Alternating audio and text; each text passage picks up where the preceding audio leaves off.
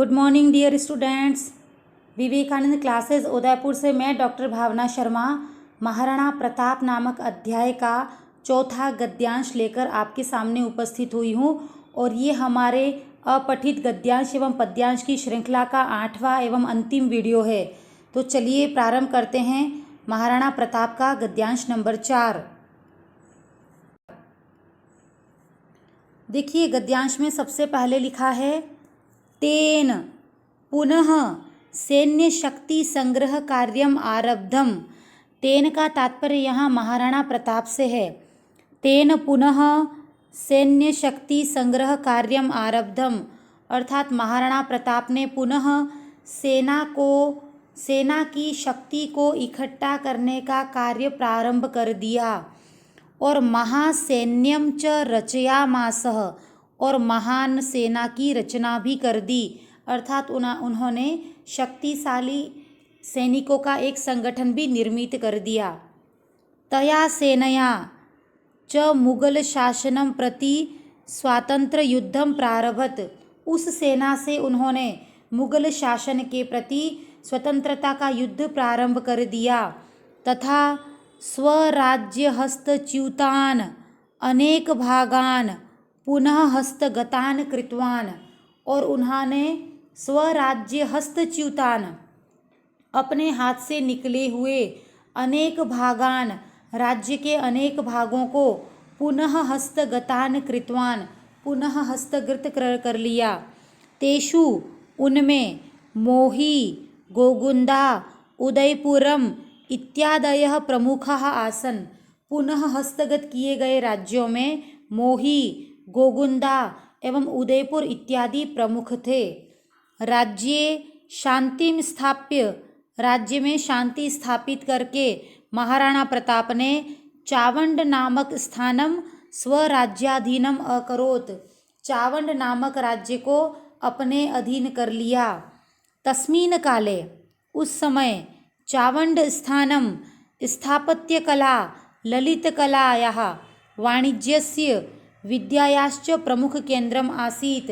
उस समय चावंड नामक स्थान स्थापत्य कला की दृष्टि से एवं ललित कला एवं वाणिज्य की दृष्टि से एवं विद्या के लिए भी प्रमुख केंद्र था। इसके पश्चात का पैराग्राफ है अंते किंतु अंत में असावधानतया असावधानी के कारण पादे धनुष प्रत्यंचा आघातेन पैर में धनुष की प्रत्यंचा लगने से प्रतापो अस्वस्थ अभवत। प्रताप अस्वस्थ हो गए और 1597 ईस्वी में प्रतापः दिवंगतः प्रताप मृत्यु को प्राप्त हो गए। प्रतापः महान सेनानायकः जननायकः व्यवस्थापकः संगठनकर्ता च आसीत्। महाराणा प्रताप महान सेनानायक जननायक व्यवस्थापक एवं संगठनकर्ता थे। भारतवासिनः अधुना अपि भारतवासी आज भी तस्य स्वातंत्र प्रेमिणः उस स्वतंत्रता प्रेमी महाराणा प्रताप की शौर्य गाथाम गायन्ति शौर्य गाथा को गाते हैं। बहुत ही अच्छा बहुत ही देशभक्ति की भावना जागृत करने वाला यह गद्यांश हमने पढ़ा है और उस गद्यांश पर आधारित प्रश्नों के हमें उत्तर देने हैं। तो चलिए देखते हैं। आपका पहला प्रश्न है आरब्ध पदे प्रकृति प्रत्ययाः च के। आरब्ध इस पद में प्रकृति एवं प्रत्यय कौन है। देखिए सामान्य सी बात है। आपका उपसर्ग है आ उपसर्ग रभ धातु एवं प्रत्यय का नाम है क्त प्रत्यय। देखिए मैं रोज़ आपसे कहती हूँ कि यदि हमारी धातु और प्रत्यय में धातु का अंतिम वर्ण यदि महाप्राण है तो वो महाप्राण अल्प प्राण हो जाएगा। तो देखिए वर्गों का दूसरा और चौथा वर्ण महाप्राण कहलाता है। तो प फ ब भ ये भी चौथे नंबर का अक्षर है जो कि महाप्राण कहलाएगा। तो ये महाप्राण तो हो जाएगा आपका अल्प प्राण और पीछे वाला जो आपका त है वो त बन जाएगा आपका ध। तो देखिए ये पुल्लिंग में चलेगा तो विसर्ग लग जाएगा। अब देखिए हमने ऊपर से उतारा आ उपसर्ग एवं रब, तो ये बन गया आरब्धः। तो आपको याद रखना है कि आरब्ध पद में आ उपसर्ग रभ धातु एवं त प्रत्यय होंगे, अतः सही ऑप्शन हो जाएगा ऑप्शन ब। नेक्स्ट क्वेश्चन है आपका क्वेश्चन नंबर 2। महासैन्यम पदे समासः। महासैन्यम पद में कौन सा समास है? ऑप्शन अ है तत्पुरुषः, ऑप्शन ब है बहुव्रीहि, ऑप्शन स है कर्मधारयः। देखिए महासैन्यम में पहला पद है आपका महा। महा को अपन लिखते हैं महान। महान च तत्सैन्यम, महान च तत्सैन्यम, अर्थात महान है जो सैन्य। देखिए महत च तत्सैन्यम में महान है, ये इसकी विशेषता है। और महान कौन है? सेना। पहले विशेषता आई है, इसके पश्चात व्यक्ति या वस्तु आया है, अतः विशेषण विशेष्य भाव होने के कारण निसंदेह यहाँ पर कर्मधारय समास है। देखिए ऑप्शन में यदि कर्मधारय समास नहीं होता तो आप तत्पुरुष समास को भी राइट कर सकते थे, क्योंकि तत्पुरुष समास का एक भेद कर्मधारय समास भी है। लेकिन यहाँ पर स्पष्ट रूपेण कर्मधारय समास लिखा है, तो हम कर्मधारय समास को ही राइट करेंगे। तो महत च तत्सैन्यम इस दृष्टि से आपका कर्मधारय समास होगा। नेक्स्ट क्वेश्चन है आपका क्वेश्चन नंबर 3। हस्तच्युत। हस्तच्युत अर्थात हाथ से निकला हुआ, हाथ से जो फिसल गया या हाथ से चला गया। इस पद में किस प्रकार का तत्पुरुष समास है? हाथ से निकला हुआ। देखिए समस्त पद जो है आपका उसका विग्रह करने पर कारक चिन्ह आते हैं, और जहाँ पर कारक चिन्ह आते हैं वहाँ आपका तत्पुरुष समास तो होता है, लेकिन हमसे पूछा गया है कि कौन सा तत्पुरुष समास है। पहले किसी व्यक्ति के अधीन शासन था, राज्य उस व्यक्ति के पास थे, किंतु महाराणा प्रताप के पास से वो सारे शासन निकलकर कहीं और किसी विरोधी मुगलों के पास चले गए हैं। तो आपको याद रखना है कि जिस प्रकार पेड़ और पत्ता साथ में हैं, किंतु हवा चलने पर पत्ता कहीं दूर चला जाता है, उसी प्रकार महाराणा प्रताप के पास से राज्य मुगलों के पास चला गया है। अतः यहाँ पर पंचमी तत्पुरुष समास होगा हस्तात च्युतः। ध्यान दीजिएगा, आपका विग्रह हो जाएगा हस्तात च्युतः। जैसे वृक्षात पत्राणि पतंती बहुत कॉमन सेंटेंस है, उसी प्रकार आपको याद रखना है कि हस्तात च्युतः इस विग्रह से आपका बनेगा हस्तच्युतः, और यहाँ पर पंचमी तत्पुरुष समास हो जाएगा। नेक्स्ट क्वेश्चन है आपका क्वेश्चन नंबर 4। शांतिम पदे धातुरस्ति। शांतिम इस पद में धातु कौन सी है? देखिए शांतिम में आपकी मूल धातु तो है शम। शम प्लस तीन बराबर शांति। ध्यान दीजिएगा, शम धातु के साथ तीन प्रत्यय करने पर शांति शब्द बनता है। तो आपकी मूल धातु हो गई शम। शम का तात्पर्य है शांत रहना। नेक्स्ट क्वेश्चन है आपका क्वेश्चन नंबर 5। संस्थाप्य पदे प्रत्ययः। संस्थाप्य पद में कौन सा प्रत्यय है? देखिए आपका यहाँ मुझे दिखाई दे रहा है सम उपसर्ग स्था धातु, और प्रत्यय का नाम है ल्यप प्रत्यय, क्योंकि उपसर्ग युक्त धातु के साथ ल्यप प्रत्यय लगेगा। और ल्यप प्रत्यय की ये विशेषता है कि यहाँ य के पश्चात कोई भी अनुस्वार विसर्ग हलंत कुछ भी नहीं होगा, और ये ल्यप प्रत्यय जो है वह आपका नपुंसक लिंग प्रत्यय है, अतः इसके रूप नहीं चलते हैं। तो संस्थाप्य में आपका सही उत्तर हो जाएगा ल्यप प्रत्यय। नेक्स्ट क्वेश्चन है आपका क्वेश्चन नंबर 6। दिवंगतः पदे समासः। दिवंगत पद में कौन सा समास है? देखिए दिवंगत जो पद दे रखा है आपका, उसका विग्रह करने पर बनता है दिवंगतः, अर्थात जो द्युलोक को जा चुका है। जैसे हम कहते हैं ना स्वर्ग सिधार गया। स्वर्ग कहाँ रहता है? ऊपर।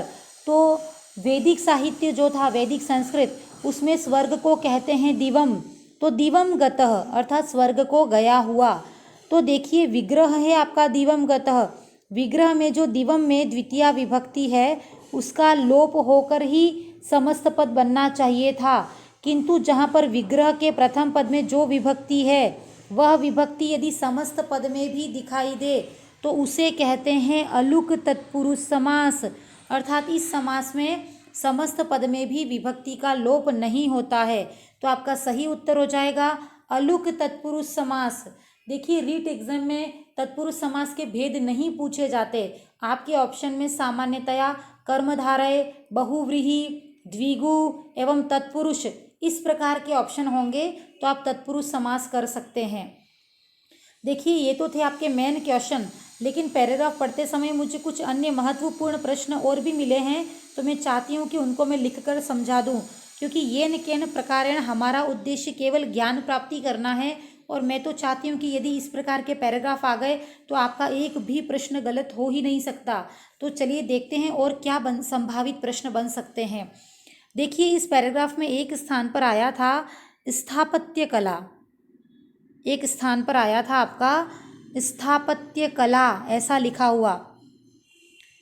तो यदि आपसे पूछ लिया जाए, यदि आपसे पूछ लिया जाए कि ये जो स्थापत्य कला है उसमें कौन सा समास होगा, स्थापत्य कला में कौन सा समास होगा, तो देखिए आपका विग्रह हो जाएगा स्थापत्य, स्थापत्य है जो स्थापित कर दी है, ऐसी कला जो स्थापित की जा चुकी है उस कला को कहते हैं स्थापत्य कला। तो देखिए स्थापित की जा चुकी है ये इसकी विशेषता है, और स्थापित कौन की जा चुकी है, कला, तो आपका विग्रह हो जाएगा स्थापत्या च सा कला।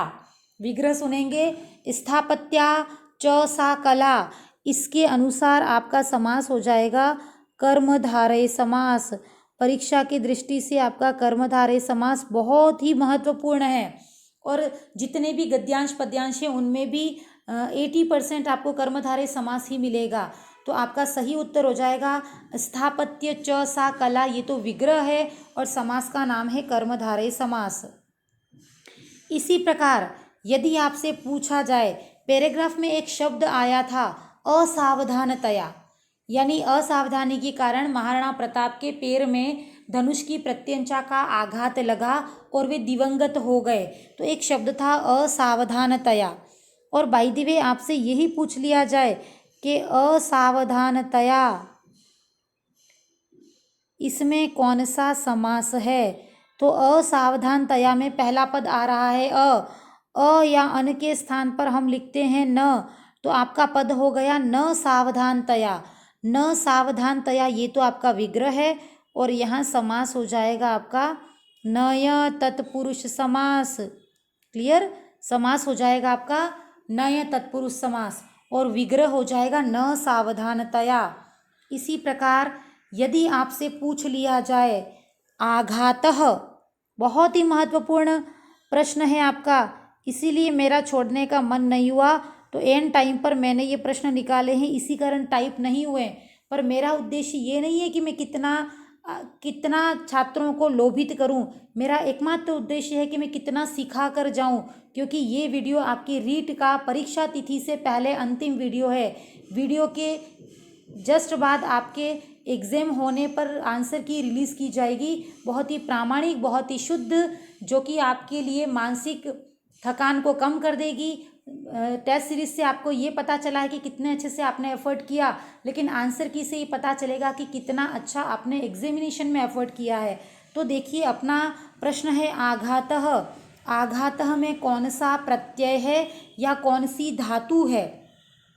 तो देखिए सामान्यतया आपसे धातु ही पूछी जाती है कि आघातः में धातु कौन सी है। तो देखिए आघातः की धातु हो जाएगी हन धातु।